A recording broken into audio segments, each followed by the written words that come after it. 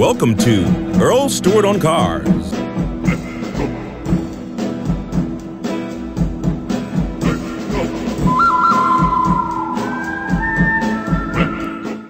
Flood cars, once they are, let's say that you have a car that's caught in a flood, and you come out the next morning and there's 3 feet of water around your car, you realize you got a problem, you call your insurance company. That's how it gets disclosed.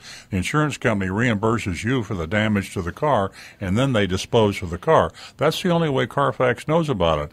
If you want to be sneaky about it, you take the car because maybe you don't have insurance or you have too high a deductible, and you just say, I want to get rid of this thing, so you take it down and you sell it to anybody. You sell it to a car dealer. That's how it gets on the market. And then these truckers are going to take them wherever they can distribute them or where people want to buy them and not disclose it. You know, cars are sold as is. And if you don't have specific knowledge that a car was damaged in a flood, or it can't be proven that you have specific knowledge, that's the reason these cars are sold. So it's very important, and I give this advice whether you suspect a flood car or not. Take it to a mechanic.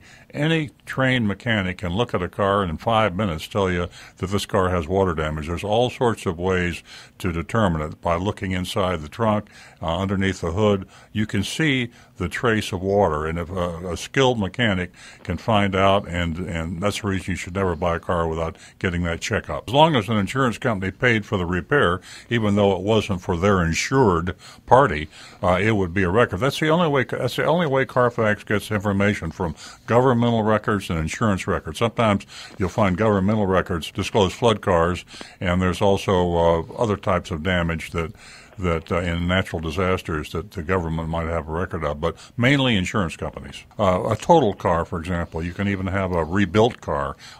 There's all sorts of interesting information. You go to the auction and you buy a car that's totaled and rebuild it, then you have a title that says this is a rebuilt car. You know, sometimes they'll cut a car, they'll take half of a car and weld it on the other half of a car. So there's all sorts of crazy stuff going on, but it's disclosed on the title, and the state has that information, and Carfax gets it from the state.